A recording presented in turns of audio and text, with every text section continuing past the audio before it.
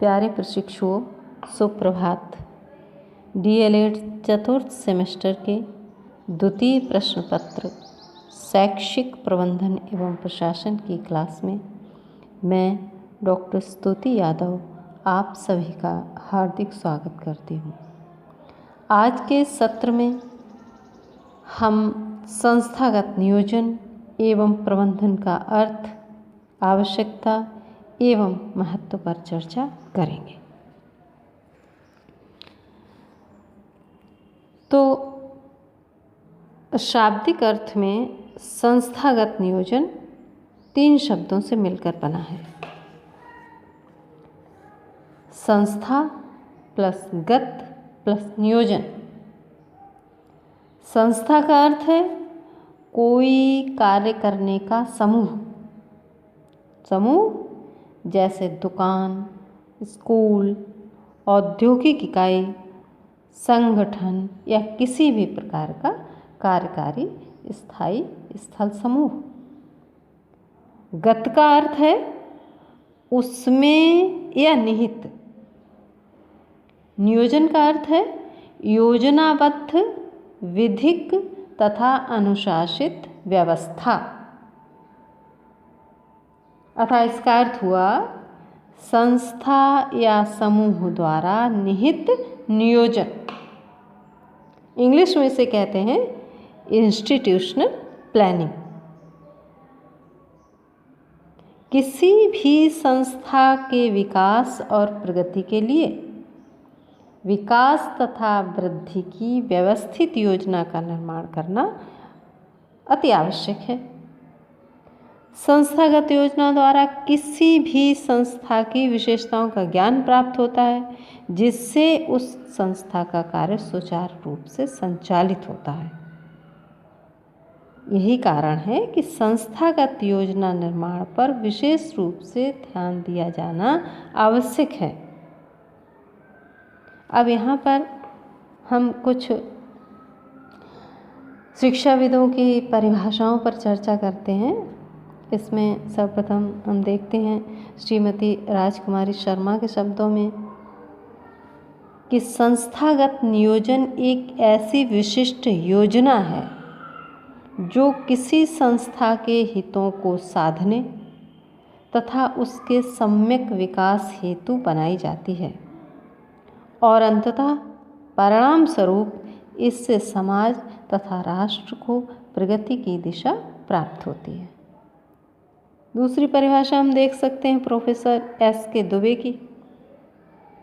उनके अनुसार संस्थागत योजना निर्माण राष्ट्र विकास में मील का पत्थर है तथा राष्ट्र की प्रगति का भविष्यगत द्योतक है।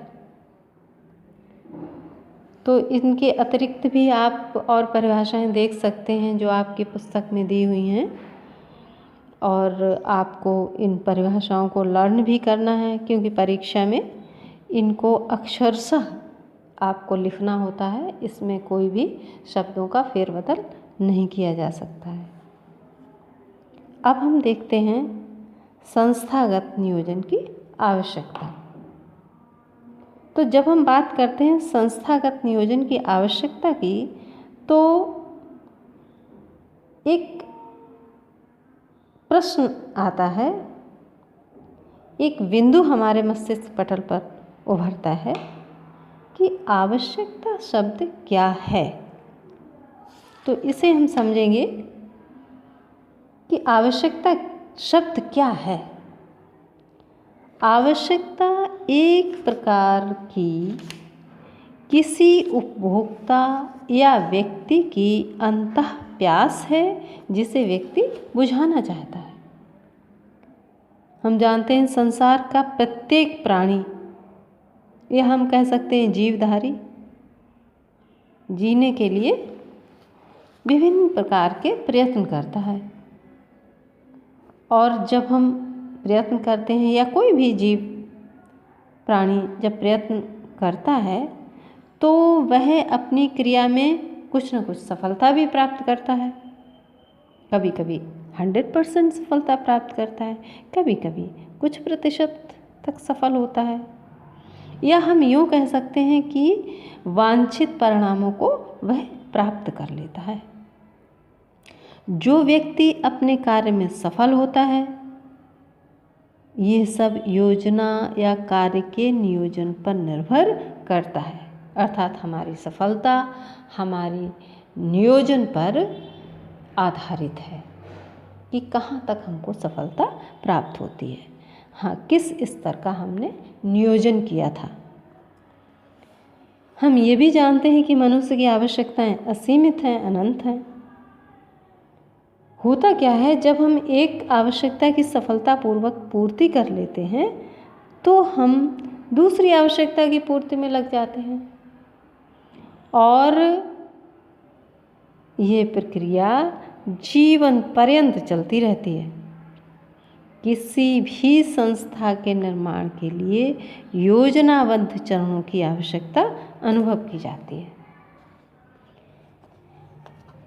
किसी भी संस्था के निर्माण करते समय नियोजन करना संस्था के प्रमुख का उच्चतम बुद्धि एवं विवेक का प्रतीक होता है। जिस संस्था का नियोजन व्यवस्थित प्रकार से होगा वह संस्था उन्नति के उच्चतम शिखर को प्राप्त होगी। तो जब हम संस्थागत नियोजन की आवश्यकता की बात करते हैं तो संस्थागत नियोजन की आवश्यकता में कुछ बिंदुओं को समाहित करते हुए हम इस पर बात करते हैं।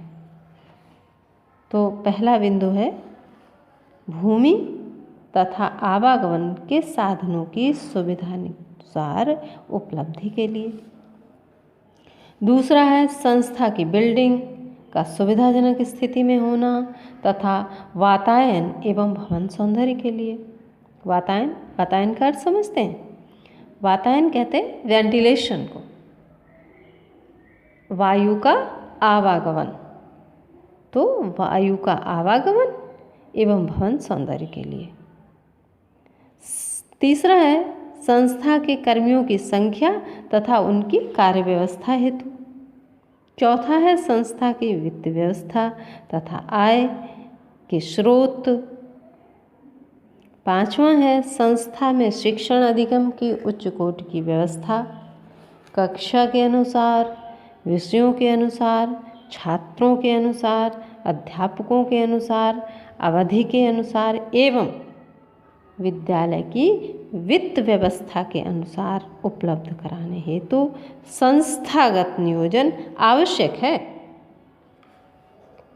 छठा बिंदु है संस्थागत योजना के निर्माण की प्रमुख आवश्यकता सामाजिक स्थानीय पर्यावरण से संबंधित होती है। इसलिए संस्था के निर्माण में स्थानीय आवश्यकताओं की पूर्ति हेतु संस्थागत नियोजन आवश्यक है। अब हम देखते हैं संस्थागत नियोजन के महत्व को। अभी ऊपर जो हमने चर्चा की है उस चर्चा से संस्थागत नियोजन का महत्व स्पष्ट होता है। फिर भी हम देखते हैं शिक्षा की वृद्धि तथा उत्तरोत्तर विकास के लिए संस्थागत नियोजन का महत्व तो स्पष्ट हो गया। शिक्षा के विकास तथा सभी की शिक्षा द्वारा समाज तथा राष्ट्र का निर्माण होता है। अब कोई भी राष्ट्र अपनी उन्नति का अनुभव विश्व को तभी करा सकता है जब उसके नागरिक पूर्ण साक्षर तथा शिक्षित हों, है ना। किसी देश की उन्नति वहाँ के शिक्षित नागरिकों से आंकी जाती है और नागरिकों का शिक्षित होना वहाँ की स्थापित संस्थाओं के नियोजन पर निर्भर करता है। अब आप समझ गए होंगे कि संस्थागत नियोजन की महत्ता को उपेक्षित नहीं किया जा सकता है। संस्थागत नियोजन किसी भी भावी समाज या राष्ट्र की रीढ़ की हड्डी के समान है जिस पर शरीर रूपी समाज मजबूती से खड़ा रहता है। ठीक है, हम सभी जानते हैं कि शिक्षा समाज का मार्गदर्शन करती है और शिक्षा की व्यवस्था के लिए संस्था या विद्यालय की आवश्यकता होती है। प्रगतिशील राष्ट्र के लिए समृद्ध संस्थाओं का होना आवश्यक ही नहीं बल्कि अनिवार्य है। अब पुनः हम बिंदुवार संस्थागत नियोजन के महत्व को समझेंगे। पहला बिंदु है, किसी भी राष्ट्र की समूची शिक्षा प्रणाली को एक समान स्वरूप प्रदान करना जिससे उसमें समानता एवं क्रमबद्धता का भाव उत्पन्न किया जा सके। दूसरा बिंदु है, संस्थागत नियोजन द्वारा शिक्षा व्यवस्था में सुधार तथा प्रांतीयता, जातीयता तथा सांप्रदायिकता के दोष को समाप्त करना।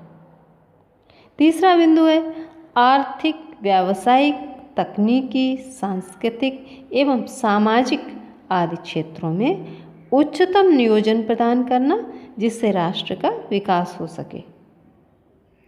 चौथा है, संस्थागत नियोजन द्वारा समाजगत आकांक्षाओं, उसकी परंपराओं तथा आदर्शों को संरक्षण प्रदान करना जिससे समाज की उन्नत कल्पना को साकार रूप दिया जा सके।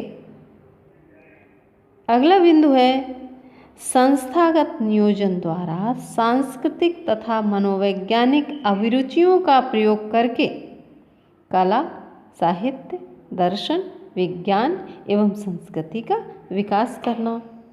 और इस क्रम में अंतिम बिंदु है, संस्थागत नियोजन के द्वारा स्थानीय उपलब्ध आर्थिक, सामाजिक तथा राजनैतिक साधन सामग्री के प्रयोग का महत्व प्रदर्शन करना जिससे अपव्यय को रोका जा सके। ठीक है। अंत में संस्थागत नियोजन के संबंध में हम कह सकते हैं कि संस्थागत नियोजन मुख्य रूप से विद्यालय विकास के लिए छात्रों एवं शिक्षकों की शैक्षिक आवश्यकताओं तथा सामुदायिक आकांक्षाओं से जुड़े प्रस्तावित कार्यक्रमों की अभिव्यक्ति है जिन्हें कार्य में बदलने के लिए सभी एकजुट प्रयास करते हैं।